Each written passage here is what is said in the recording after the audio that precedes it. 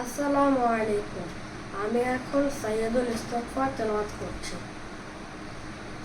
আল্লাহুম্মা আনতা রাব্বি লা ইলাহা ইল্লা আনতা খালাকতানি ওয়া আনা আলা আবদুকা ওয়া আনা আলা আহদিকা ওয়া ওয়া'দিকা মাস্তাতা'তু আউযু বিকা মিন শাররি মা সানা'তু أبوء لك بنعمتك علي وأبوء بذنبي فاغفر لي إنه لا يغفر الذنوب إلا أنت.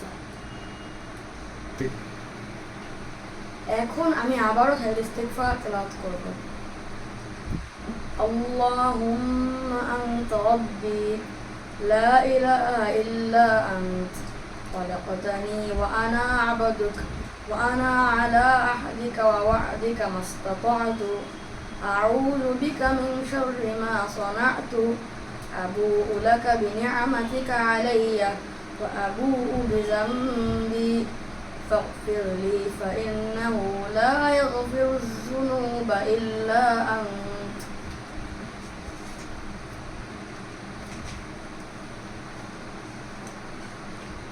অর্থ: হে আল্লাহ, তুমি আমার প্রতিপালক, তুমি ব্যতীত ইবাদতের যোগ্য কোনো উপাস্য নেই। তুমি আমাকে সৃষ্টি করেছো আর আমি হচ্ছি তোমার বান্দা এবং আমি আমার সাধ্যমতো তোমার প্রবেশতিতে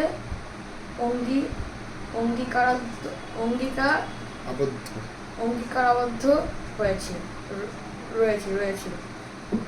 আমি আমার কৃতকর্মের অনিষ্ট থেকে তোমার নিয়ামতের স্বীকৃতি প্রদান করছি এবং আমি আমার পাপকে স্বীকার করছি। সুতরাং তুমি আমাকে ক্ষমা করে দাও।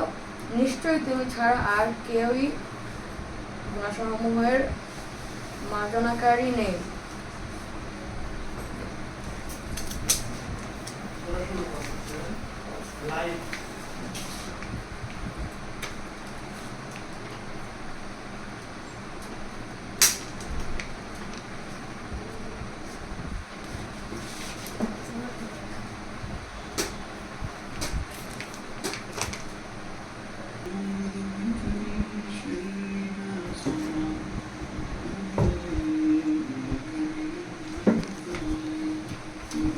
বিসমিল্লাহির রহমানির রহিম। সাইয়্যিদুল ইস্তিগফার মানে হচ্ছে ক্ষমার সর্বোত্তম দোয়া। দোয়াটা আমি আরেকবার রিপিট করি। আল্লাহুম্মা আনতা রাব্বি লা ইলাহা ইল্লা আনতা খালাকতানি ওয়া আনা আবদুকা ওয়া আনা আলা আহদিকা ওয়া ওয়া'দিকা মাস্তাতা'তু আউযু বিকা মিন শাররি মা সানা'তু أبوء لك بنعمتك علي وأبوء بذنبي فاغفر لي فإنه لا يغفر الذنوب إلا أنت. এখানে আন্তা বলতে কাকে বোঝানো হয়েছে? আল্লাহ। তাহলে আমরা এই দোয়াটাকে যদি আমরা শাব্দিক অর্থে একটু জানি, তাহলে এই দোয়ার পড়ার যে ফিলিংস এবং এটার যে ফিডব্যাক, এটা আমরা কী করবো? আল্লাহর কাছ থেকে বেশি পাবো। কেন আমরা বুঝবো যে আমরা কী পড়ছি, কী বলছি, কাকে বলছি, তাহলে আমাদের ফিলিংসটা চেঞ্জ হবে না? যেমন শুরুতে আমরা বলছি আল্লাহুম্মা, হে আল্লাহ, আনতা রাব্বি, তুমি আমাদের প্রভু, প্রতিপালক, রব, লা ইলাহা ইল্লা আনতা, তুমি ছাড়া কোনো উপাস্য ইলাহ মাবুদ নাই। তারপর কি বললাম? খালাকতানি, তুমি আমাকে সৃষ্টি করেছো। ওয়া আনা আবদুকা, আর আমি তোমার বান্দা, গোলাম না মাহাদি? ওয়া আনা, এবং আমি আলা আহদিকা ওয়া'দিকা, তোমার ওয়াদা পালনে বদ্ধপরিকর, মানে হচ্ছে কমিটেড না। তারপরে কি? মাস্তাতা'তু, আমার সাধ্য মতো। আউযু বিকা, আমি তোমার কাছে আশ্রয় চাই। মিন শাররি মা সানা'তু, অকল্যাণ থেকে যা আমি করেছি। কোন অকল্যাণ? যে ধরনের অকল্যাণগুলা আমি করেছি সেই অকল্যাণ থেকে আমি তোমার কাছে কি চাই? ফানা চাই, আশ্রয় চাই, আশ্রয় চাই। আশ্রয় চাই।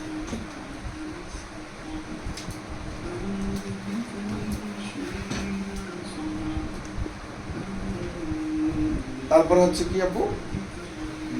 যাক, আবু আমি স্বীকার করি লাকা তোমার কাছে, বিনিয়মাতিকা তোমার নিয়ামতের বা অনুগ্রহের, আলা আমার উপরে, আবু এবং আমি স্বীকার করি বেজাম্বি,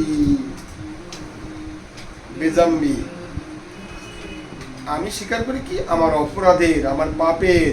ফাগফিরলি, ফাগফিরলি ফা মানে কি এখানে? তাহলে অতঃপর, সুতরাং তাহলে তুমি আমাকে কি করো? ক্ষমা করে দাও।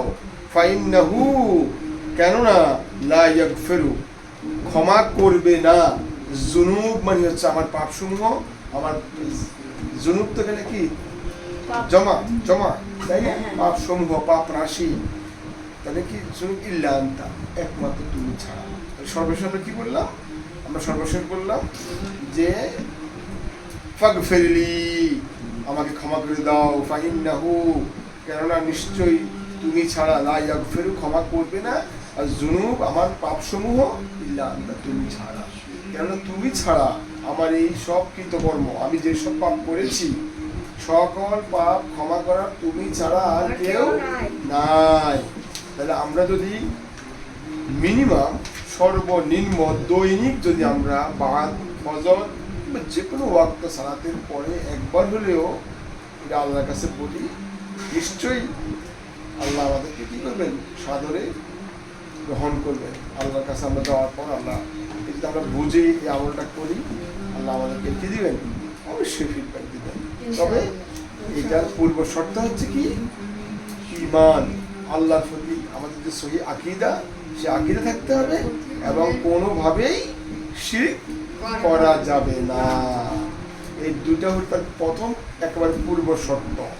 যদি আল্লাহ আমাদের রাসূলের, আল্লাহর একাত্মবাদ এবং রাসূলের আনুগত্যের প্রতি যার কি আছে, রাসূল সাল্লাল্লাহু আলাইহি ওয়াসাল্লামের দেখানো পথ অনুযায়ী যে আমল করবে এবং আল্লাহর সাথে কাউকেই কোনো শক্তিকে অংশীদার করবে না, তার ক্ষেত্রে এই অবস্থায় সে যদি এই দোয়া পড়ে দৈনিক, আল্লাহ তাকে এটার জন্য বিশাল যাজা দিবেন।